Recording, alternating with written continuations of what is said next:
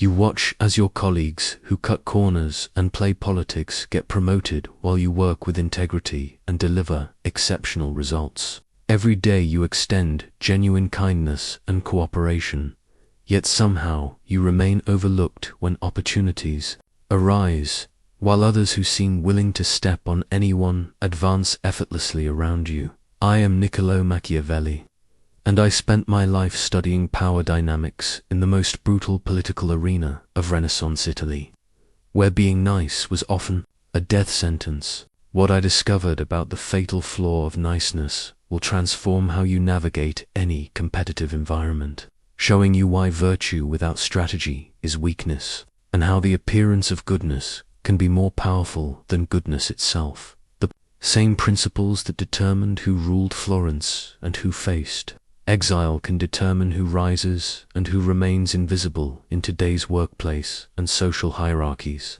But first, like this video, subscribe for more timeless wisdom about power and influence, and comment below where you're watching from. I want to know which corner of the world is ready to stop finishing last.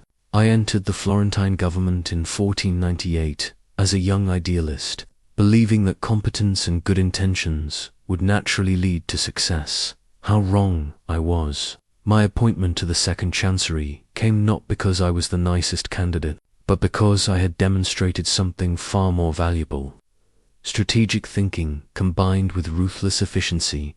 Florence in those days was a political arena more brutal than any battlefield. I watched diplomats who relied on charm and goodwill get devoured by wolves in silk robes. The city's survival depended not on noble intentions, but on cunning, timing, and the willingness to make hard choices that nice men simply could not stomach. My first lesson came from observing Piero Soderini, a genuinely good man who became our Gonfalonier. Soderini believed that fairness and moral consistency would earn him respect and cooperation. Instead, I watched as every faction exploited his predictable decency. When the Medici wanted to return from exile, they knew exactly how to manipulate his conscience. When rival families sought advantages, they played on his sense of justice. Soderini's niceness became the very weapon his enemies used to destroy him. I realized then that the political world rewards not the virtuous, but the strategic. Those who succeeded understood that appearing reasonable while pursuing calculated self-interest was infinitely more effective than genuine reasonableness. The men who rose to power were not the cruelest. They were the smartest about when to be cruel and when to show mercy. This observation crystallized during my diplomatic missions. I met princes and kings who had mastered the art of selective ruthlessness. They were often charming, even kind, in personal interactions, but they never let sentiment cloud their judgment about power. They understood that, in competitive environments, your opponents will use your moral consistency against you if you let them. The breakthrough moment came when I stopped trying to be liked and started focusing on being effective. I learned to smile while gathering intelligence, to offer friendship while maintaining strategic distance, and to appear accommodating while never compromising my core objectives. This was not deception, it was survival in a world where nice guys were not just overlooked, but actively eliminated. My rise through the Florentine bureaucracy accelerated once I embraced this reality. I became indispensable not because I was the most agreeable, but because I delivered results others could not. I could negotiate with enemies, manage difficult personalities, and make unpopular decisions when necessary. Most importantly, I learned to read the true motivations behind people's words and actions. Looking back, I understand that my early idealism was not moral superiority, was strategic naivety. The world does not owe you success because of your good character. Success must be taken, and it goes to those who understand the game being played, not to those who wish the game were different. Through years of diplomatic observation, I discovered that what we call niceness is actually a collection of behaviors that signal weakness to those who understand power.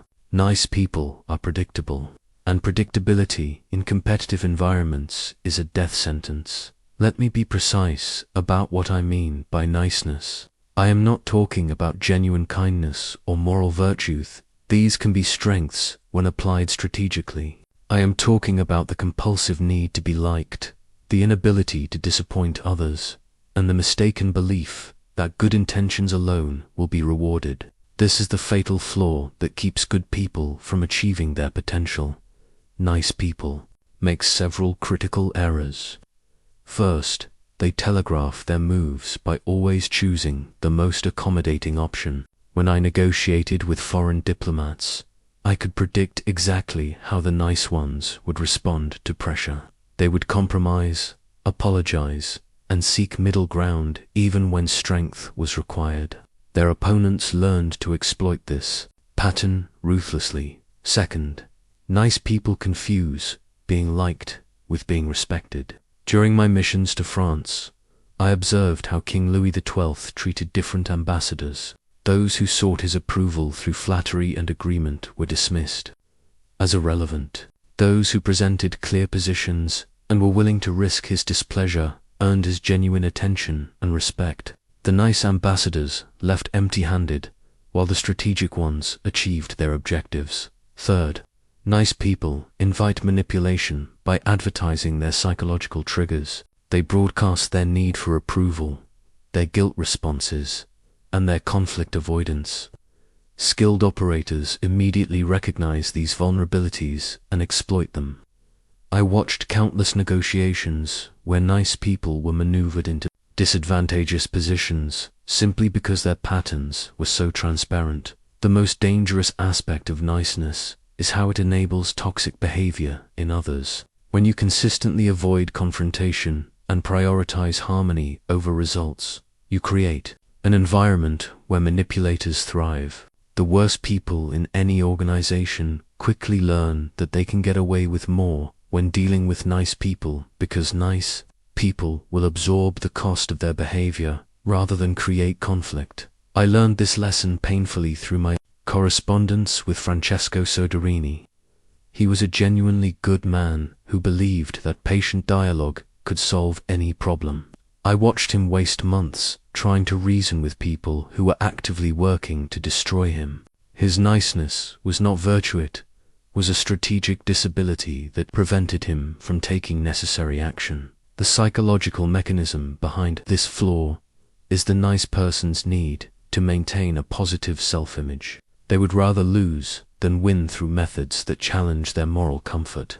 This self-imposed limitation is like entering a sword fight with one hand tied behind your back while announcing your handicap to your opponent. True virtue requires the wisdom to know when kindness serves your purpose and when it does not.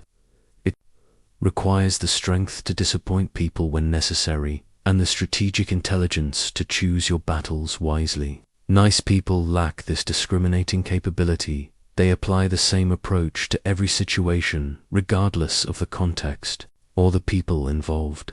The tragedy is that nice people often possess genuine talents and good intentions, but they sabotage themselves through strategic incompetence. They create their own suffering by refusing to acknowledge the reality of human nature and competitive dynamics. They finish last not because the world is unfair, but because they are playing by rules that exist only in their imagination. During my diplomatic encounters with Cesare Borgia, I discovered the most important principle for overcoming the nice guy curse.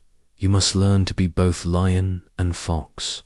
This metaphor, which I later wrote about extensively, represents the dual nature required for success in any competitive environment. The lion represents strength, courage, and the willingness to use force when necessary. The fox represents cunning, adaptability, and the intelligence to recognize traps and opportunities. Nice guys possess neither nature, they are sheep. And sheep get eaten by those who understand how to be predators. When to be the lion is perhaps easier to understand, but harder for nice people to execute. You must show lion-like strength when your core interests are threatened, when others test your boundaries, or when decisive action is required. I observed Borgia demonstrate this during his conquest of Romania. When local lords challenged his authority, he responded with overwhelming force that ended resistance immediately. His reputation for lion-like decisiveness prevented far more conflicts than it created. In modern terms, being the lion means setting clear boundaries and enforcing them consistently. It means saying no without elaborate justifications. It means making difficult decisions quickly rather than hoping problems will resolve themselves. Nice people struggle with this because they fear being seen as harsh or unreasonable, but this fear makes them ineffective leaders and easy targets for manipulation. The fox nature is equally crucial but more sophisticated. Foxes survive through intelligence, not strength. They study their environment, anticipate dangers, and position themselves advantageously. When I negotiated with various European powers, I had to constantly adapt my approach based on their specific weaknesses and motivations. With the French, I appealed to their pride. With the Germans, I focused on practical benefits. The same message delivered the same way to different audiences would have failed. Being the fox means understanding that different people respond to different approaches. It means gathering information before acting, reading between the lines of what people say, and positioning yourself strategically rather than charging ahead with good intentions. Nice people hate this aspect because it feels manipulative, but it is actually respectful. You are taking the time to understand what actually motivates others rather than projecting your own values onto them. The crucial insight is knowing when to deploy each nature. Borgia showed me this during our negotiations about military support. When I came to him as a supplicant seeking favors, he was the lion, direct, demanding, and intimidating. But when he needed something from Florence, he became the fox, charming, reasonable, and strategic in his persuasion. He adapted his approach to the power dynamics of each situation. Nice guys fail because they try to be consistent in all situations. They bring the same accommodating approach to every interaction, regardless of whether they are dealing with allies, competitors, or enemies. This consistency is not virtue, it is strategic inflexibility that guarantees suboptimal outcomes. The combination of lion and fox creates something powerful: unpredictability within reliability. People know you are capable of both strength and cunning, so they cannot easily categorize or manipulate you. They must take you seriously because they cannot predict exactly how you will respond to any given situation. Mastering this duality requires abandoning the nice person's need to be seen as uniformly good. You must be willing to be feared when fear serves your purpose, and loved when love serves your purpose. Most importantly, you must serve your purpose rather than your image. My most controversial discovery came from studying Pope Alexander VI, one of history's most corrupt leaders, who nevertheless maintained extraordinary public support. I learned that appearing virtuous is often more powerful than being virtuous, and that this principle separates successful people from nice people who cling to moral purity at the cost of effectiveness. This insight challenges everything nice people believe about fairness and justice, but reality does not care about our moral preferences. Alexander VI was personally despicable. He had numerous affairs, sold church positions, and used his papal authority for family enrichment. Yet he was also one of the most politically successful popes in history because he understood how to manage perceptions while pursuing his objectives. The uncomfortable truth is that people judge you based on appearances and outcomes, not on your private moral struggle. Alexander VI appeared pious in public ceremonies, spoke eloquently about Christian virtue, and positioned himself as a defender of the faith even while violating every principle he preached. His public image was carefully crafted to match what people wanted to believe about their spiritual leader. Nice people make the opposite mistake. They assume their private virtue will somehow be visible and rewarded without any effort to communicate it effectively. They do good work quietly, help others without seeking credit, and expect their character to speak for itself. This is strategically naive. In competitive environments, invisible virtue is worthless virtue. I am not advocating hypocrisy or abandoning genuine moral principles. I am explaining why moral people often lose to immoral people who are better at strategic presentation. If you want to advance good causes and protect good people, you must learn to compete effectively with those who have no such constraints. Consider how Alexander VI handled criticism of his moral conduct. Rather than defending his actual behavior, he redirected attention to his papal duties and achievements. When accusations of corruption arose, he immediately announced new charitable initiatives or theological reforms. He never tried to prove his innocence. Instead, he overwhelmed negative perceptions with positive actions that generated public approval. Nice people do the reverse when criticized. They focus on defending their intentions rather than demonstrating results. They get trapped in endless explanations of their moral reasoning while their opponents move ahead with strategic action.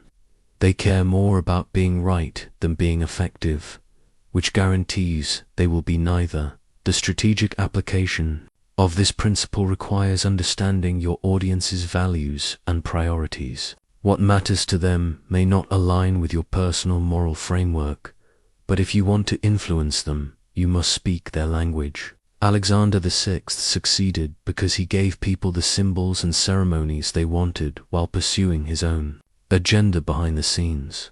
This does not mean abandoning your core values. It means being intelligent about how you express and implement them. Sometimes advancing good causes requires tactical compromise or strategic patience. Sometimes protecting people you care about requires methods that make you uncomfortable. The question is whether your moral comfort is more important than your actual objectives. I learned to distinguish between principles worth dying for and preferences worth negotiating.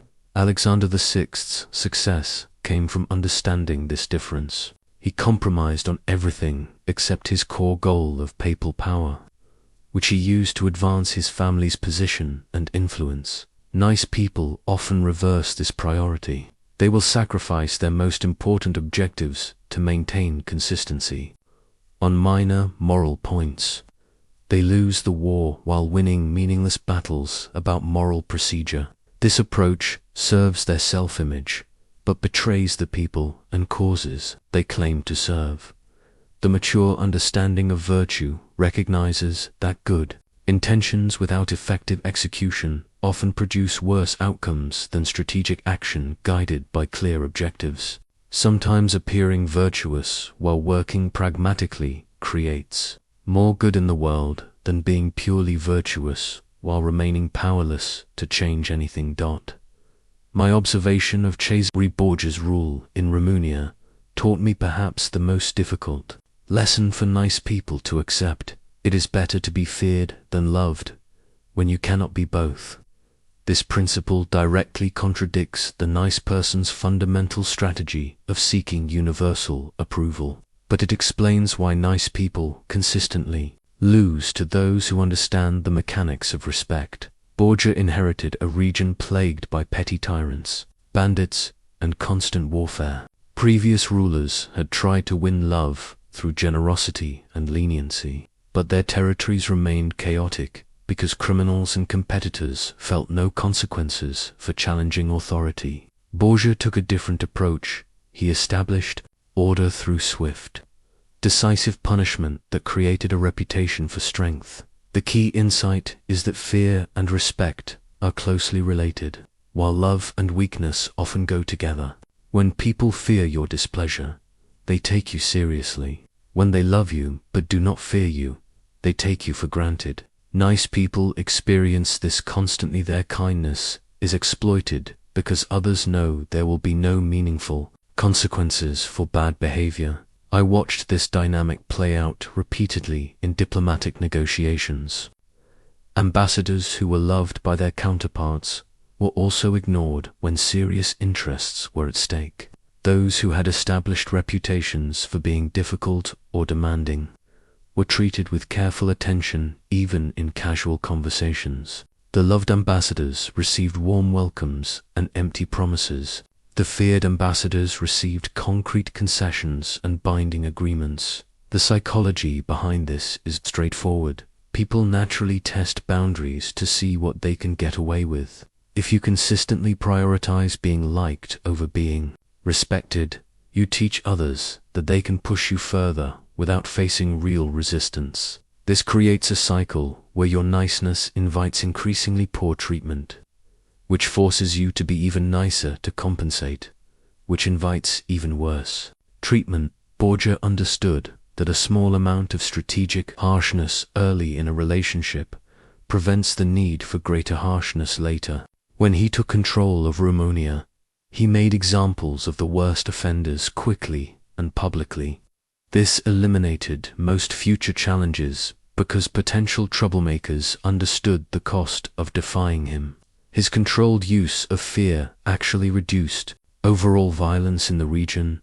Nice people make the opposite calculation. They avoid minor confrontations to preserve harmony, which guarantees major confrontations later when problems have grown beyond easy resolution. They create more conflict and suffering through their conflict avoidance than decisive people create through early, firm boundaries. The practical application requires understanding the difference between being feared and being hated.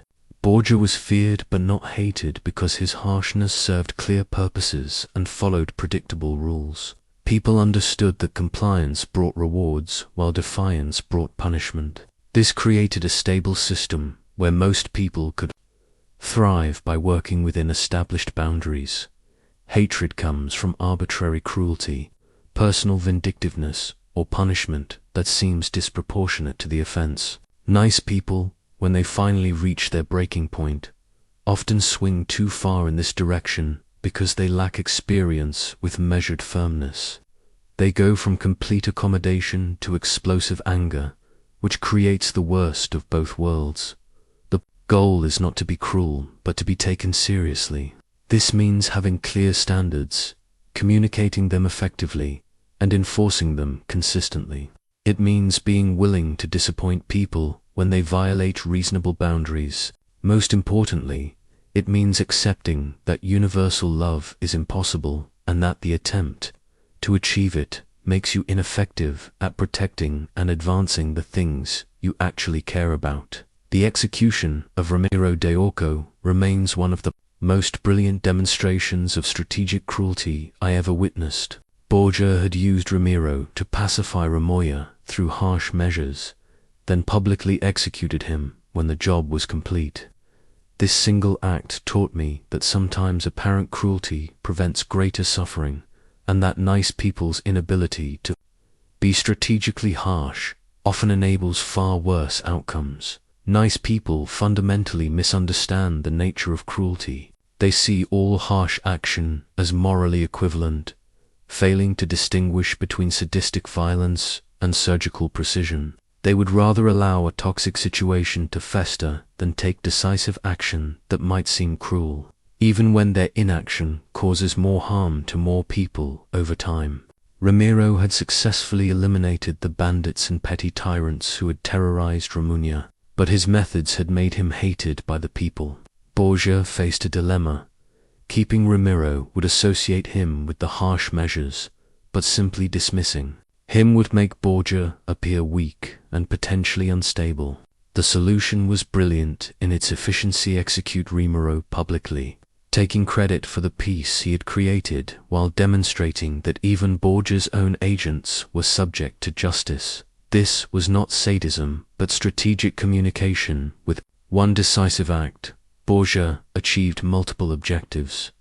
He distanced himself from unpopular policies, demonstrated his commitment to justice, satisfied the people's desire for revenge, and established his reputation for decisive action.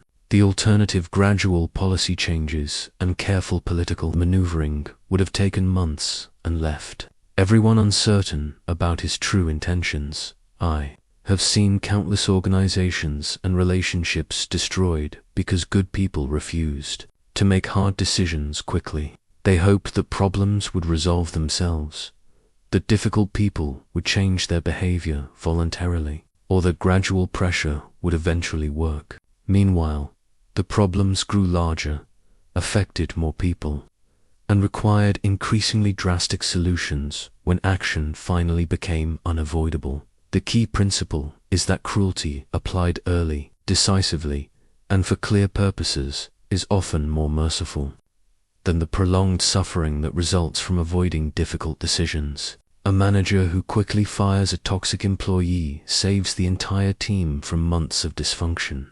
A leader who immediately removes a corrupt subordinate prevents the corruption from spreading throughout the organization. Nice people cannot make these calculations because they focus on the immediate discomfort of being harsh rather than the long-term consequences of inaction. They see the pain they would cause by taking decisive action, but ignore the pain they are causing by allowing bad situations to continue. This moral myopia makes them responsible for far more suffering than they prevent. Strategic cruelty requires three elements: clear justification, proportional response, and decisive execution. The action must serve a legitimate purpose beyond personal satisfaction, the severity must match the offense, and the implementation must be swift and final. Ramiro's execution met all these criteria. It was justified by his abuse of power, proportional to his crimes, and executed in a way that sent a clear message. The difference between strategic cruelty and simple cruelty is that strategic cruelty serves the greater good, while simple cruelty serves personal gratification. Nice people often lack the moral clarity to make this distinction because they have been taught that all harsh action is wrong, regardless of context or consequence. I learned that the refusal to be strategically cruel is itself a form of cruelty toward the innocent people who suffer while you preserve your moral comfort. True compassion sometimes requires actions that feel uncompassionate in the moment, but prevent greater harm in the future. The most successful leaders I observed understood this principle intuitively. They were capable of genuine warmth and kindness, but they were also capable of swift, decisive action when the situation demanded it. They did not enjoy being harsh, but they did not let their personal preferences prevent them from doing what was necessary. Nice people must learn that avoiding difficult decisions is not moral superiority, is moral cowardice that often produces the very outcomes they claim to oppose. My diplomatic career required me to assess the true character of kings, princes, and generals, whose words meant nothing and whose smiles could conceal deadly intentions. I developed techniques for reading people's real nature that consistently revealed what they were trying to hide. Nice people fail catastrophically at this skill because they project their own honesty onto others and mistake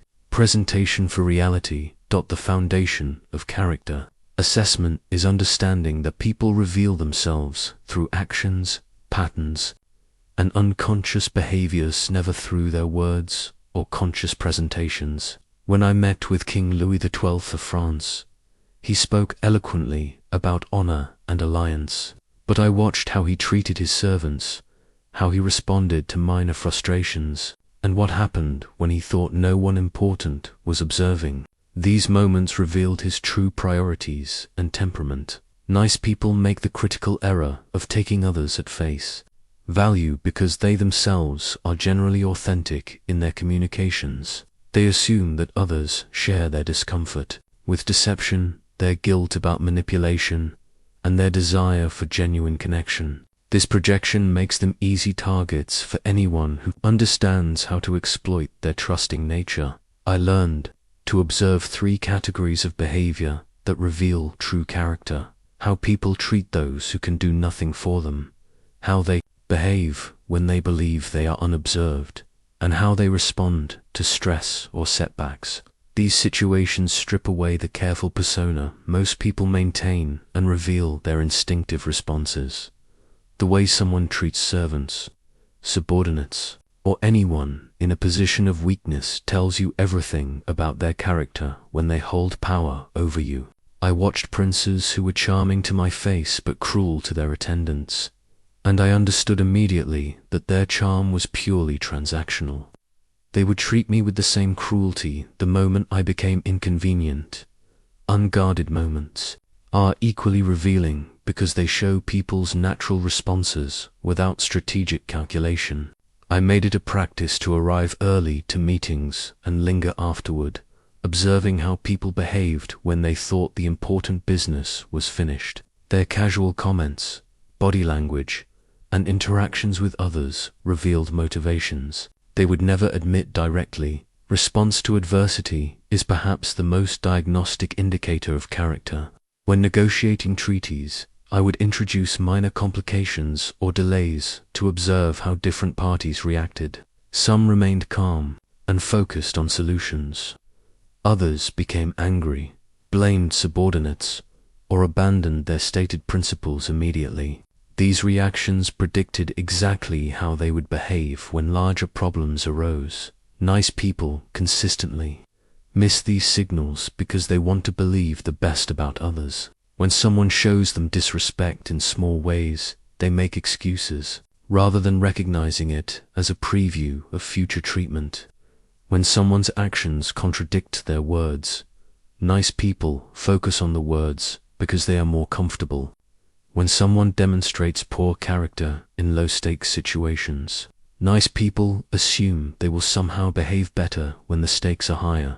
I developed the practice of creating small tests. During initial interactions, nothing harmful or deceptive, simply situations that revealed how people made decisions under minor pressure. Did they keep commitments about small matters? Did they treat junior people with basic respect? Did they take responsibility for mistakes or immediately blame others? These early indicators predicted behavior in all future dealings. The ability to read people accurately is not cynicism, it is realism that allows you to engage with others appropriately. When you understand someone's true motivations and character, you can build productive relationships with good people, while protecting yourself from those who would exploit your good intentions. Understanding human nature also reveals the few people who are genuinely trustworthy and worth investing in deeply. These individuals are rare and precious, but you cannot recognize them if you assume everyone is equally honest and well-intentioned. Accurate assessment protects good relationships by helping you avoid the disappointment and betrayal that come from misplaced trust. The Treaty of Cambrai revealed the brutal reality of political alliances. Every partnership is temporary, every friend is a potential enemy, and every betrayal is justified by changing circumstances. Watching European powers form and break alliances based purely on strategic advantage taught me why nice people's approach to loyalty is not virtuous but naive, and why it guarantees they will be abandoned when they are needed most. Nice people approach relationships with emotional loyalty rather than strategic assessment. They believe that treating others well creates reciprocal obligations, that consistency in friendship will be rewarded with consistency in return, and that betrayal is a moral failing rather than a strategic choice. These beliefs make them predictable, exploitable, and ultimately dispensable. The Cambrai negotiations involved France, the Holy Roman Empire, Spain, and various Italian states, all making solemn promises they knew they would break the moment. Their interests shifted. I watched diplomats swear eternal friendship in the morning and plot each other's destruction by evening. The successful players understood that alliances were tools to be used when beneficial and discarded when obsolete. This does not mean that loyalty has no value. It means that loyalty must be strategic rather than emotional. The most successful alliances I observed were based on mutual benefit rather than personal affection. When both parties gained more from cooperation than they could achieve independently, the alliance remained strong. When circumstances changed and cooperation became disadvantageous, The alliance ended without personal animosity.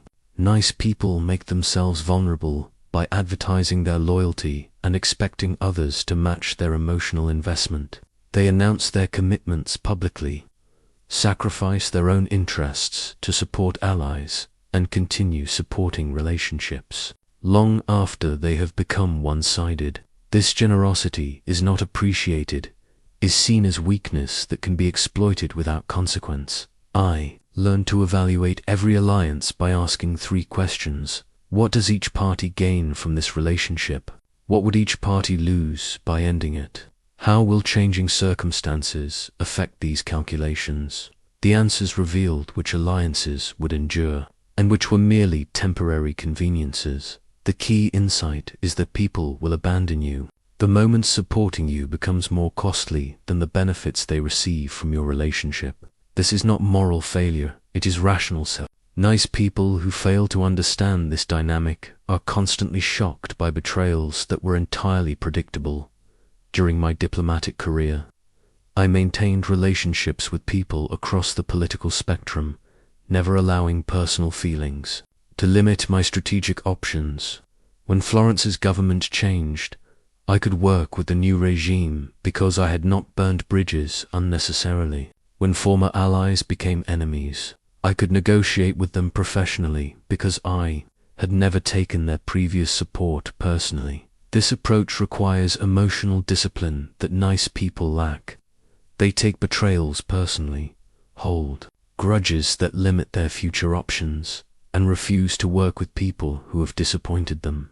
This emotional inflexibility makes them less effective negotiators and limits their ability to adapt to changing circumstances. The mature understanding of alliances recognizes that temporary cooperation between people with different long-term interests is still valuable. You can work productively with someone while knowing the relationship will eventually end. You can benefit from an alliance while preparing for its termination. You can maintain professional relationships with people whose personal loyalty you do not trust. The goal is not to become cynical about human relationships, but to become realistic about their limitations. Some relationships are deep and enduring, based on shared values and genuine mutual respect. Others are transactional partnerships that serve specific purposes. Nice people suffer because they treat all relationships as if they belong to the first category, which makes them vulnerable to those who understand the difference. Strategic relationship management allows you to enjoy the benefits of cooperation without being destroyed by inevitable disappointments. It protects you from betrayal while keeping you open to genuine connection when it occurs. The Pazzi conspiracy against the Medici family demonstrated the critical importance of timing in seizing opportunity. While the conspirators failed in their assassination attempt, Lorenzo de' Medici's response showed me how successful people turn crisis into advantage through decisive action and perfect timing. Nice people consistently miss their moments because they wait for permission, seek consensus, or hesitate when boldness is required. I witnessed Lorenzo's transformation from merchant prince to undisputed ruler of Florence in the aftermath of the conspiracy. While others debated appropriate responses and worried about public opinion, Lorenzo acted swiftly to consolidate power, eliminate threats, and position himself as Florence's indispensable protector. He understood that moments of crisis create opportunities that disappear quickly if not seized immediately. Nice people approach opportunity with the same cautious mindset they apply to everything else. They want to be certain of success before acting. They seek approval from others before making moves, and they worry more about potential criticism than potential gain. This risk-averse mentality guarantees they will miss the brief windows when significant advancement is possible. Timing in competitive environments follows predictable patterns that strategic people learn to recognize. Opportunities arise during transitions, crises, and moments when established power structures are unstable. These situations create temporary advantages for those bold enough to act while others hesitate. During my diplomatic missions, I observed that the most successful negotiations occurred when one party faced immediate pressure, while the other had time to wait.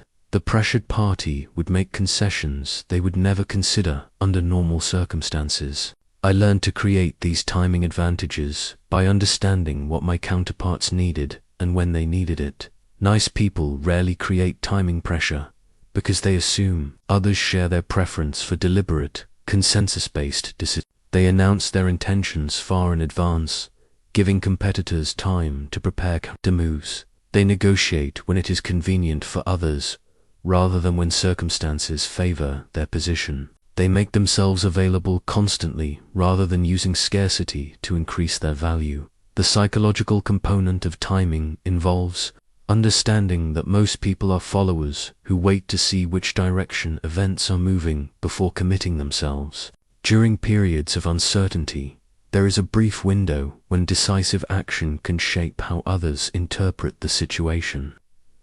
Lorenzo used this principle brilliantly after the Pazzi attack, immediately framing the assassination attempt as an attack on Florence itself rather than just on his family. I learned to recognize the signs that timing windows were opening when established leaders showed weakness, when external circumstances created new pressures, when public opinion was shifting, or when competitors were distracted by other priorities.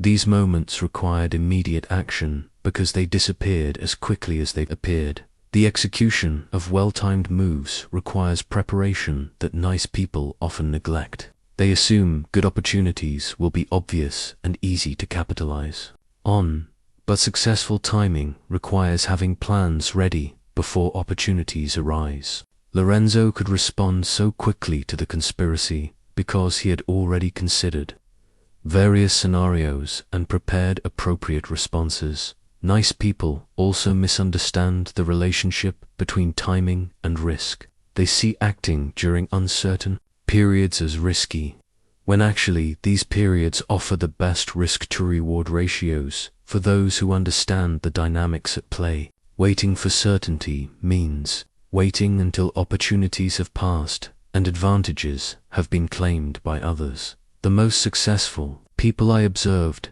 had developed intuitive timing that allowed them to sense when conditions were optimal for action.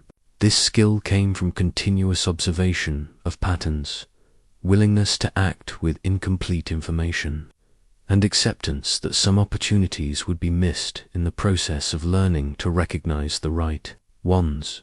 Mastering timing requires abandoning the nice person's need for everyone to be comfortable with your actions.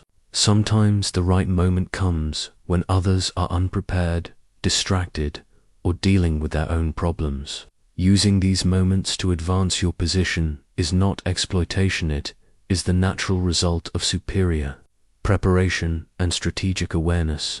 Cesar Borgia's military campaigns taught me that predictability is the enemy of success. While his enemies planned their responses based on conventional military wisdom, Borgia consistently acted in ways that disrupted their expectations and kept them off balance. Nice people suffer from terminal predictability. Everyone knows exactly how they will respond to any situation, which makes them easy to manipulate and impossible to respect. I watched Borgia's conquest of the Romagna unfold with a mixture of admiration and horror. His enemies expected him to follow established patterns of siege, warfare, diplomatic negotiation, and seasonal campaigning. Instead, he attacked in winter when armies traditionally rested, negotiated while simultaneously preparing for battle, and made alliances with enemies while betraying allies. His unpredictability became a weapon more powerful than his actual military force. Nice people become predictable because they prioritize consistency over effectiveness. They respond to similar situations in similar ways. They telegraph their intentions through their moral commitments, and they believe that reliability in approach demonstrates integrity. This consistency makes them boring to allies, transparent to enemies, and ineffective in dynamic situations. The psychology behind Strategic unpredictability involves understanding that people make decisions based on their predictions of your behavior. When you become predictable, others can plan around you, manipulate your responses, and position themselves advantageously before you even act. Unpredictability forces others to prepare for multiple scenarios, which dilutes their focus and resources. During my diplomatic negotiations, I learned to vary my approach even when dealing with familiar counterparts. Sometimes I would be accommodating and flexible, other times firm and demanding. The same diplomat who had successfully pressured me in previous meetings might find themselves completely unprepared for a different version of my negotiating style. This inconsistency kept them uncertain about how to approach me. The key distinction is between random unpredictability and calculated unpredictability. Random unpredictability makes you appear unstable and untrustworthy. Calculated unpredictability makes you appear complex and formidable. Borgia was never random. His surprising actions always served strategic purposes, but his enemies could not predict which strategy he would employ in any given situation. Nice people fear unpredictability because they worry it will damage their reputation for reliability. They fail to understand that being predictably accommodating is not the same as being trustworthy. In fact, people often trust unpredictable but competent individuals more than predictable but ineffective ones, because they demonstrate superior strategic thinking. Implementing calculated unpredictability requires maintaining multiple approaches to common situations. When someone makes unreasonable demands, you might sometimes negotiate, sometimes refuse flatly, sometimes counter with your own demands, or sometimes agree but with conditions that serve your interests. The variety keeps others guessing about your true boundaries and capabilities. I observed that the most successful leaders alternated between different personas depending on what the situation required. They could be charming diplomats, stern disciplinarians, generous patrons, or ruthless competitors as circumstances demanded. This flexibility made them effective in a wide range of situations while keeping others uncertain about how to influence them. The implementation requires careful attention to timing and context. You cannot be unpredictable in ways that undermine your core objectives or damage important relationships. Borgia's unpredictability served his goal of conquest. He was consistently focused on expanding his power even when his methods were surprising. Nice people often lack this strategic clarity, so their attempts at unpredictability become counterproductive. Mastering this principle means abandoning the need to be easily understood or categorized by others. People will be slightly uncomfortable with your complexity, but they will take you more seriously because they cannot dismiss you as a known quantity. The Medici family's rise to power demonstrated the supreme importance of reputation management in competitive environments. While other wealthy families focused solely on accumulating resources, the Medici understood that how people perceived their wealth and influence was more important than the actual amounts they possessed. Nice people consistently neglect their reputation, assuming their good deeds will speak for themselves, which ensures their achievements remain invisible while their failures are magnified. Lorenzo de' Medici showed me how to construct a public image that served strategic purposes while maintaining enough authenticity to be sustainable. He positioned himself as a patron of arts and learning, a defender of Florentine independence, and a wise counselor who put the city's interests above his own. This carefully crafted reputation made him indispensable to Florence, even though his political power had no official legal foundation. The fundamental principle is that reputation is a strategic asset that must be actively managed rather than a natural byproduct of your actions. Every interaction, every decision, and every public statement contributes to the story people tell about you. Nice people allow others to control this narrative, which means their reputation reflects their failures, their accommodations, and their weaknesses rather than their genuine strengths and achievements. I learned that reputation operates on 3 levels: what you want people to believe about you, what people actually believe about you, and what people tell others about you. Most people focus only on the first level, crafting messages they hope will be accepted. Successful reputation management requires understanding and influencing all 3 levels simultaneously. The Medici mastered the art of strategic revelation and concealment. They publicized their charitable giving, their cultural patronage, and their diplomatic successes while carefully hiding their banking practices, their political maneuvering, and their personal conflicts.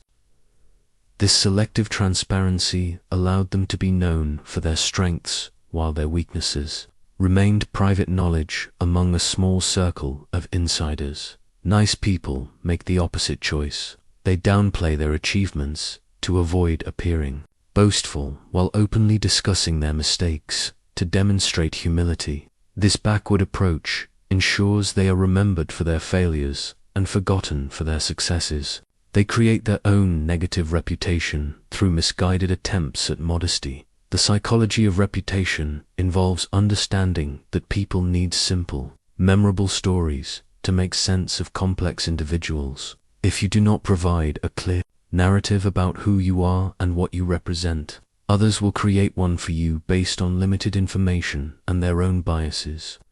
This improvised reputation rarely serves your interests. During my diplomatic career, I worked deliberately to establish a reputation for thorough preparation, strategic thinking, and reliable information. When I entered negotiations, my counterparts already expected me to be well-informed and strategically sophisticated, which gave me significant advantages before discussions even began. This reputation became a multiplier that enhanced the effectiveness of everything I did. The practical implementation requires identifying the key qualities you want associated with your name, then consistently demonstrating those qualities in visible ways, while avoiding actions that contradict your chosen narrative. Lorenzo wanted to be seen as cultured, wise, and devoted to Florence, so he made sure his public actions reinforced these themes, while his private decisions served his family's interests. I observed that reputation could be deliberately constructed to serve different purposes with different audiences. The same person might cultivate a reputation for toughness with competitors, reliability with allies, and wisdom with subordinates. These different reputations could coexist as long as they were not contradictory and each served the relationship dynamics involved. The maintenance of reputation requires constant attention because people's perceptions are influenced by recent events more than historical patterns.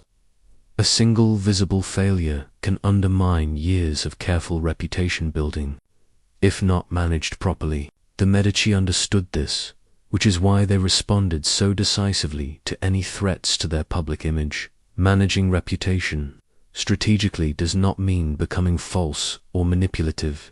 Means being intentional about how your authentic qualities are perceived and remembered by others. Your reputation should amplify your strengths and minimize your weaknesses in service of your legitimate objectives. Lorenzo de' Medici's mastery of what I came to understand as the favor bank revealed the sophisticated economics underlying all human relationships. He carefully tracked who owed him what, when to call in debts, and how to create new obligations that served his long-term interests. Nice people consistently mismanage this reciprocity system by giving without creating obligation and receiving without acknowledging debt, which leaves them powerless when they need support. The favor bank concept operates on the principle that every interaction creates either credit or debt in an invisible ledger that governs future relationships. When you do something beneficial for someone, you create an obligation. When someone helps you, you incur a debt.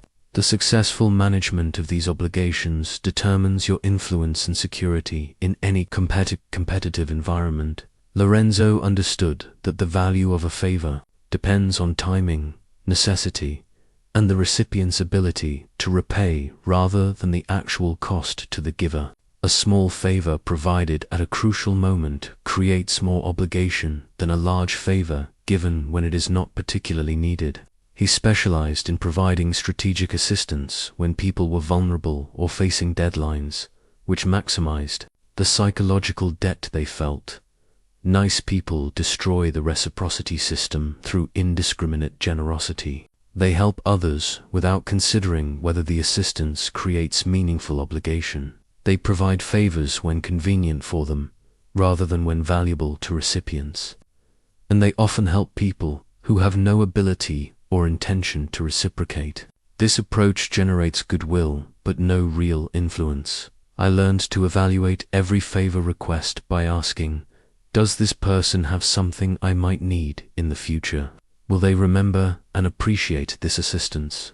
Is this the right time to create an obligation with them? Are they capable of meaningful reciprocation? These calculations determined which requests I fulfilled immediately, which I postponed until timing was better, and which I declined entirely. The psychology of obligation involves understanding that people feel most indebted when they ask for help, rather than when help is offered unsolicited. Lorenzo rarely imposed his assistance on others instead. He positioned himself so that people would naturally turn to him when they needed support. This approach made his help feel more valuable because it was requested rather than imposed. The strategic dispensing of favors requires understanding people's specific needs and timing cycles. Lorenzo studied the business patterns, political pressures, and personal circumstances of everyone in his network. When someone faced a cash flow problem, needed political support, or required access to information, he was ready with precisely the assistance they needed most. Nice people often provide generic help that does not address people's actual priorities.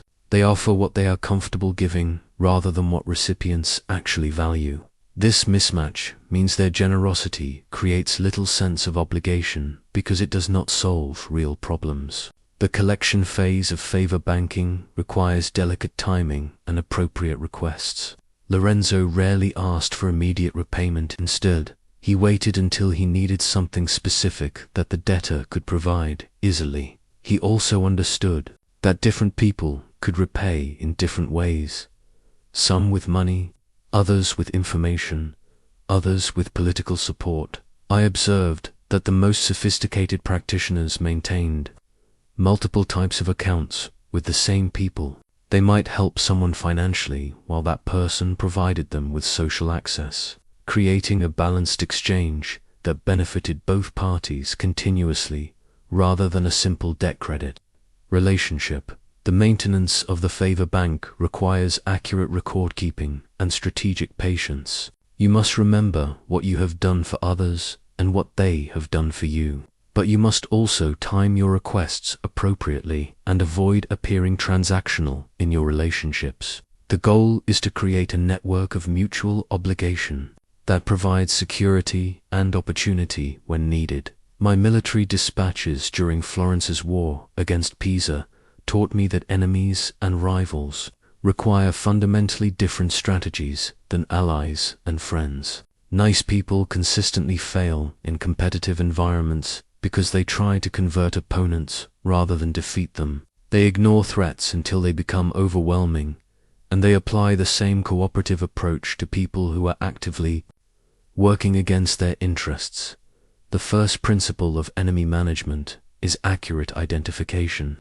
Not everyone who disagrees with you is an enemy, and not every enemy requires the same response. I learned to distinguish between three categories: competitors pursuing their own interests, rivals who specifically oppose your success, and true enemies who seek your destruction. Each category requires different strategies and different levels of resources. Competitors are simply playing the same game you are playing. They want promotions, contracts, recognition, or resources that you also want.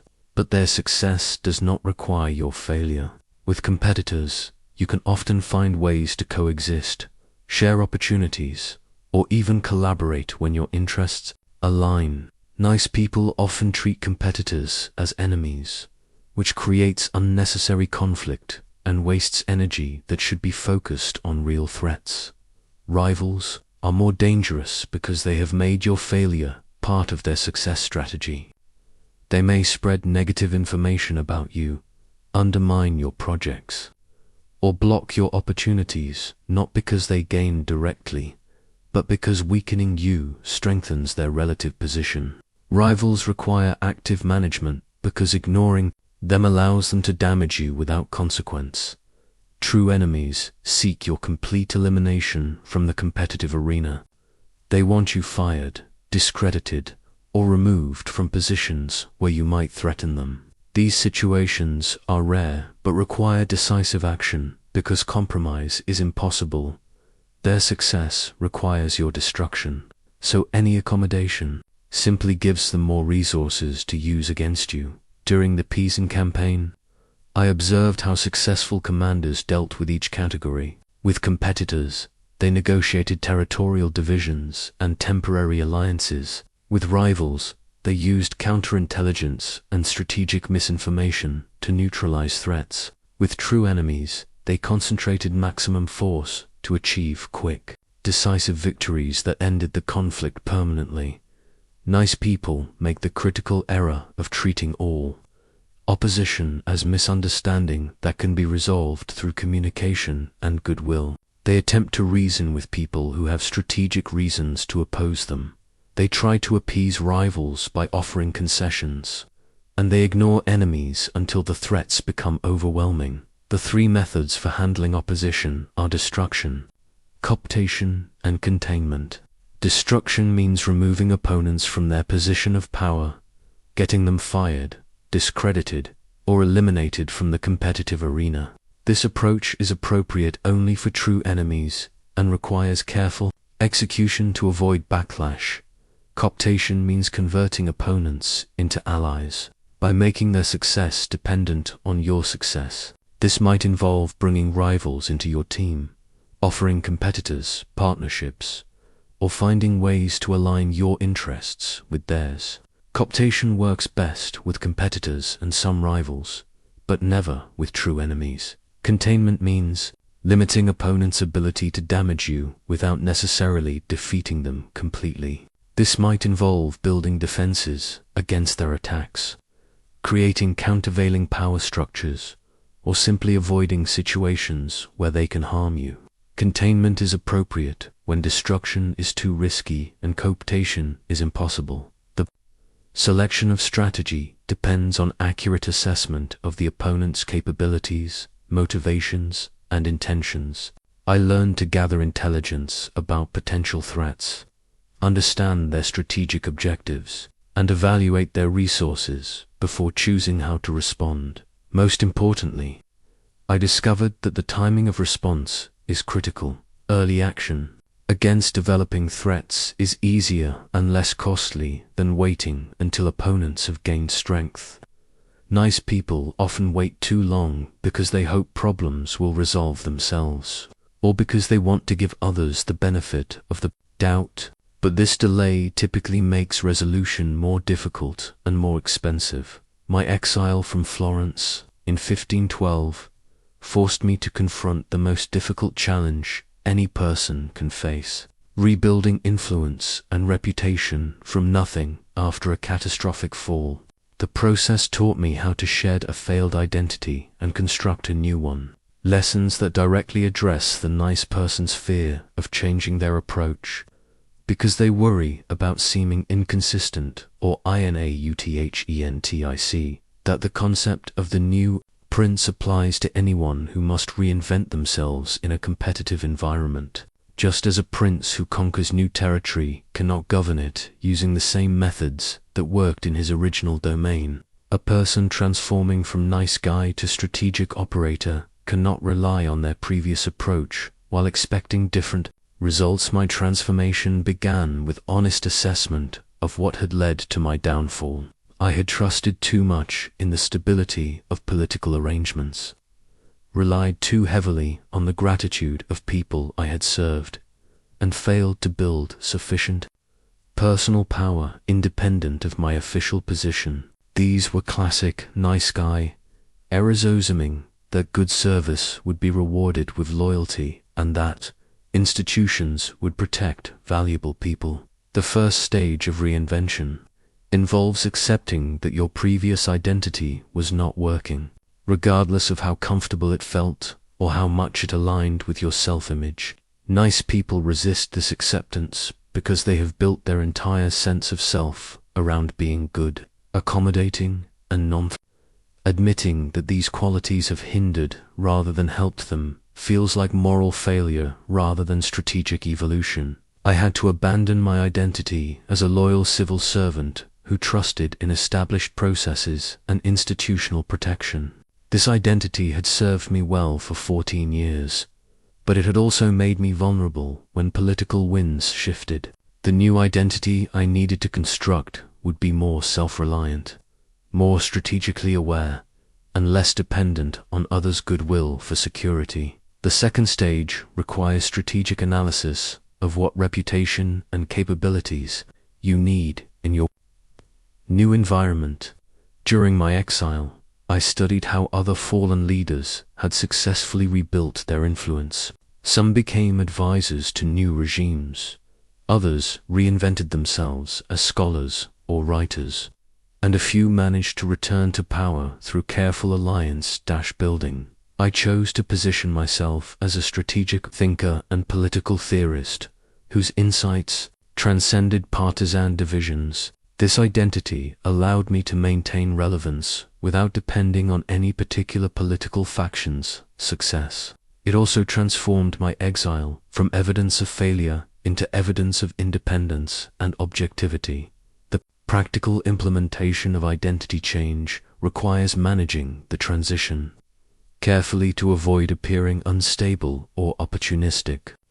People need to see evolution rather than sudden transformation, growth rather than abandonment of core principles. I began writing and sharing political analysis that demonstrated strategic sophistication while maintaining continuity with my previous intellectual interests.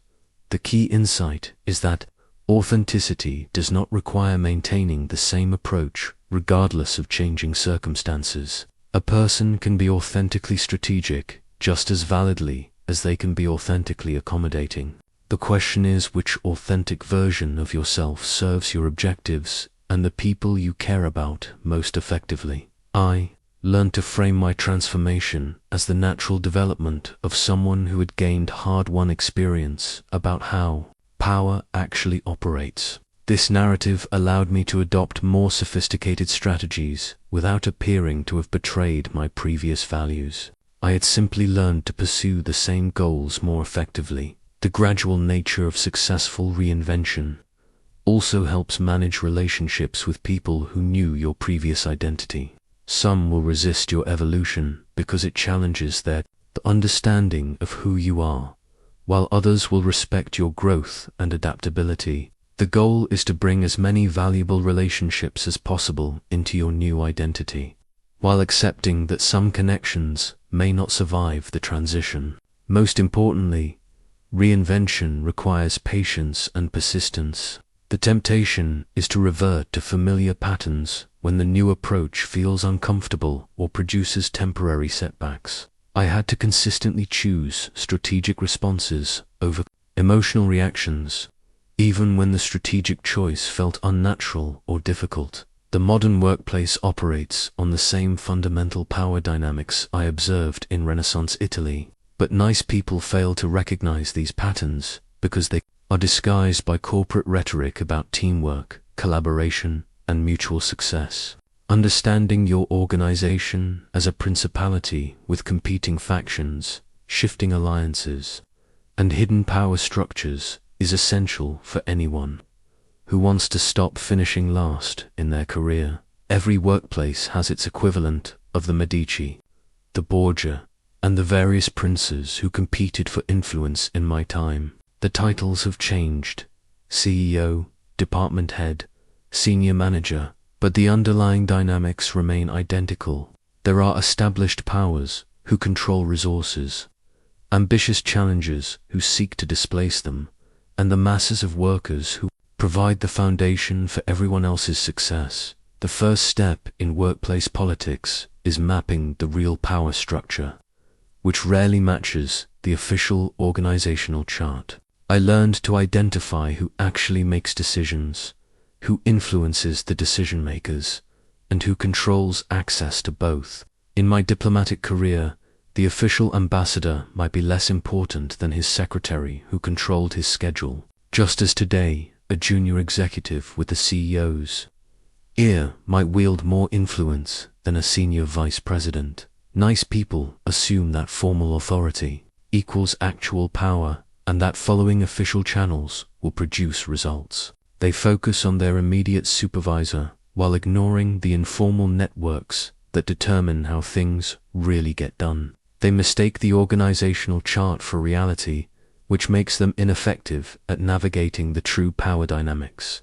The concept of strategic alliance building applies directly to modern career advancement. Just as I cultivated relationships with various Italian city-states to protect Florence's interests, you must build relationships across different departments, levels, and functions to protect and advance your position. The nice person's strategy of keeping their head down and doing good work is like trying to survive medieval politics by staying in your castle and hoping no one notices you. Modern equivalents of Renaissance information networks are crucial for success. In my time, I maintained correspondence with merchants, diplomats, and scholars who provided intelligence about political developments.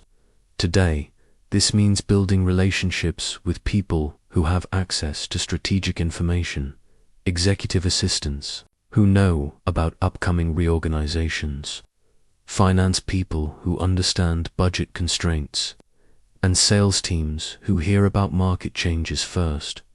The art of strategic visibility has evolved, but remains essential. Lorenzo de' Medici sponsored public festivals and architectural projects that kept his family prominent in Florentine consciousness. Modern professionals must find equivalent ways to ensure their contributions are visible to people who matter. This might mean volunteering for high-profile projects, presenting at industry conferences, or simply ensuring that your successes are communicated effectively to decision-makers.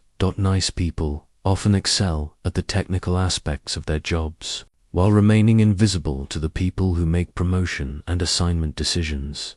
They assume that good work will be automatically recognized and rewarded, but visibility requires intentional effort in competitive environments where everyone is producing good work. The principle of calculated unpredictability applies to professional reputation management.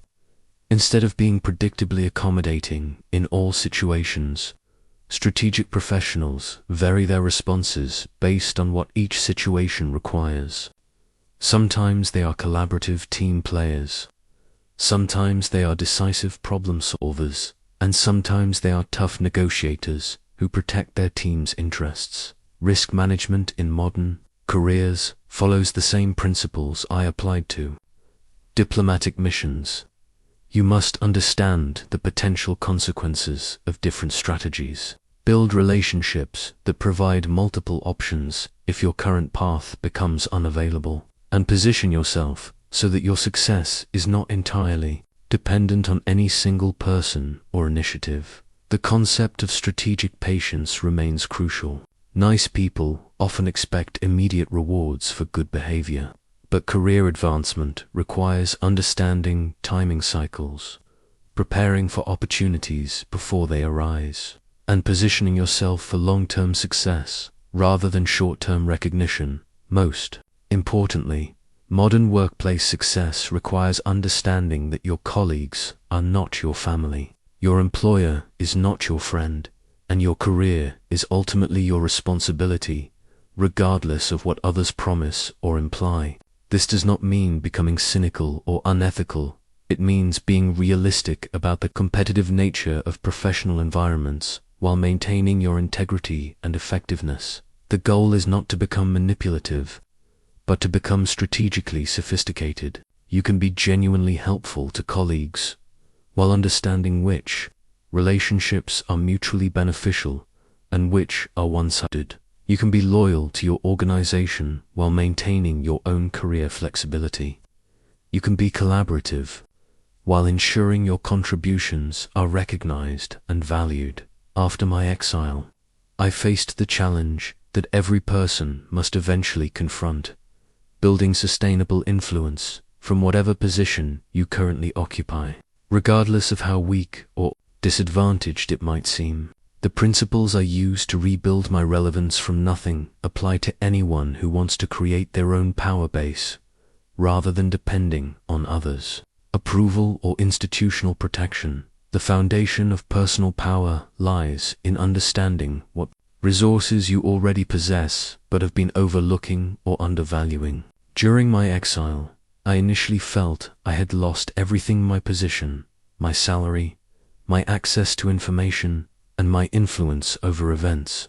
But careful analysis revealed assets that had survived my fall: my knowledge of political processes, my network of relationships, my analytical abilities, and my reputation for strategic thinking.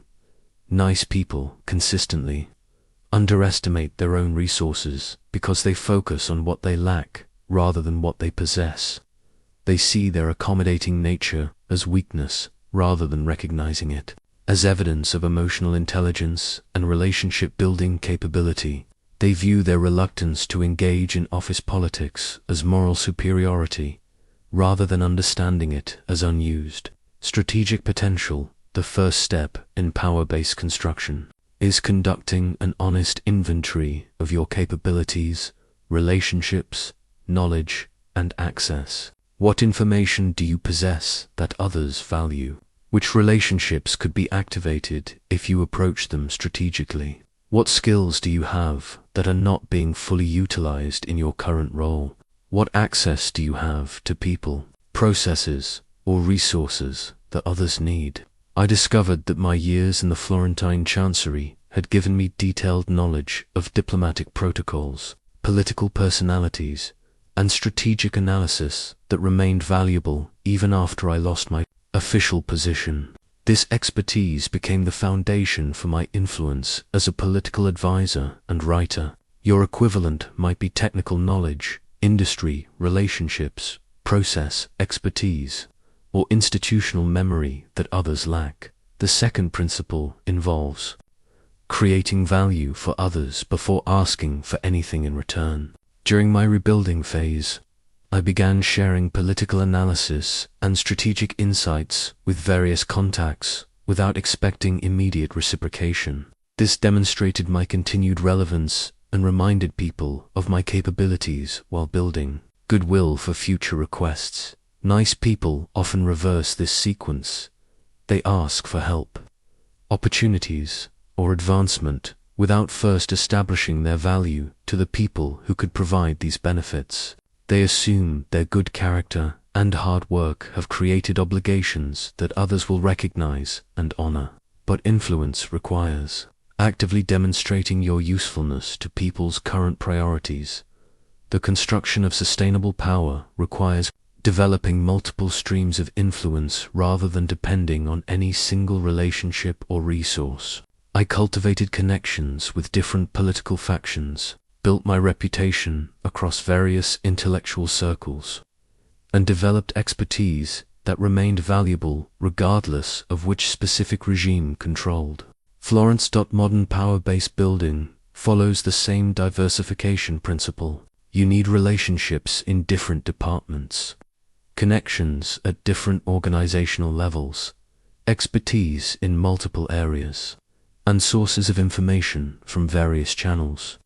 This redundancy protects you when any single source of influence becomes unavailable and provides multiple paths for achieving your objectives. The timing aspect of power accumulation involves understanding that influence compounds over time when managed strategically. Small investments in relationships, reputation, and capability development create growing returns as people learn to rely on you, trust your judgment, and turn to you when they need assistance. I learned to think in terms of influence cycles rather than immediate transactions. Each time I provided valuable analysis or strategic advice, I increased my reputation for competence, which led to more requests for input, which provided more opportunities to demonstrate value, which strengthened my position for future interactions. The key insight is that power is not something you take from others, but something you create through the strategic deployment of your resources in service of others' needs.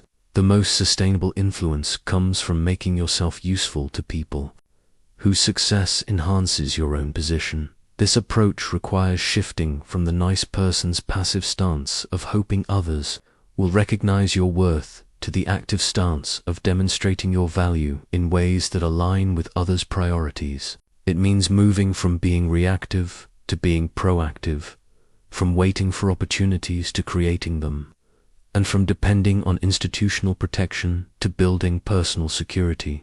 Through strategic relationships and proven capability, the ultimate goal is creating a self-reinforcing system where your growing influence provides access to better opportunities, which allow you to develop greater capabilities, which make you more valuable to more people, which increases your influence further.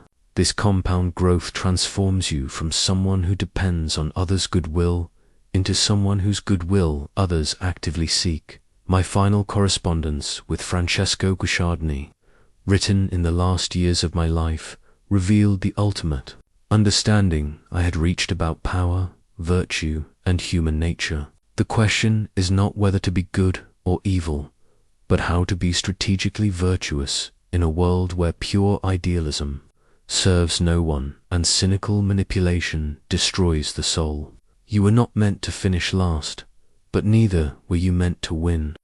Through methods that make victory meaningless, the mature integration of strategic thinking with authentic values requires understanding that effectiveness and integrity are not opposites, but partners in any meaningful success. The nice person's error is believing that good intentions alone constitute virtue, while the cynic's error is believing that good intentions are always weakness. Both perspectives miss the sophisticated relationship between moral purpose and strategic execution. True strength includes knowing when to be genuinely kind, not from compulsion or people-pleasing, but from a position of choice and power. When you have developed the capability to be feared, respected, and strategically sophisticated, your moments of authentic generosity carry far more weight than the indiscriminate niceness of someone who has no other options. I learned that the highest form of virtue is the intelligent application of moral principles in service of worthy objectives. This requires the wisdom to distinguish between core values that should never be compromised and tactical preferences that can be adapted to circumstances. It requires the strength to disappoint people when necessary and the judgment to know when necessity truly applies. The transformation from nice guy to effective leader is not about becoming ruthless or manipulative. It is about becoming competent at the full range of human interactions that competitive environments require. You develop the ability to be warm or distant, accommodating or demanding, patient or urgent, depending on what each situation needs for optimal outcomes. This competence allows you to serve your deepest values more effectively because you are no longer limited by the narrow range of responses that characterize nice people. When you can navigate political dynamics skillfully, you can protect people who cannot protect themselves. When you understand power structures, you can work to improve them. When you master strategic thinking, you can advance causes that matter to you. The goal is not to abandon your fundamental decency, but to make that decency effective in a world where decent people often lose to those who are willing to use any method necessary. Your goodness becomes more powerful, not less, when it is combined with strategic intelligence and the willingness to be firm when firmness serves the greater good. Looking back on my life, I see that my greatest successes came not when I was purely idealistic or purely cynical, but when I found ways to pursue worthy objectives through sophisticated means. The Prince was not a manual for tyrants, but a guide for good people who wanted to be effective in imperfect circumstances. Your transformation begins with accepting that the world does not owe you success because of your good character, but it also does not require you to sacrifice that character to achieve your objectives. The path forward involves developing the strategic capabilities you have been avoiding while maintaining the values that make success worthwhile. The Prince you were meant to be is someone who can be trusted by allies, feared by enemies, and respected by all. Someone who can make hard decisions when necessary, but chooses kindness when possible. Someone who understands power well enough to use it responsibly and effectively in service of purposes larger than personal advancement. This is not about becoming perfect, but about becoming complete, integrating the full range of human capabilities in service of your authentic objectives. Nice guys finish last because they are incomplete people trying to succeed with only half their potential. The Prince you can become uses every aspect of human intelligence and capability while remaining grounded in genuine purpose. Your journey from finishing last to leading others begins with understanding that strength and kindness, strategy and integrity, effectiveness and decency are not contradictions, but the foundation of mature leadership in any arena where it matters, whether you succeed or fail.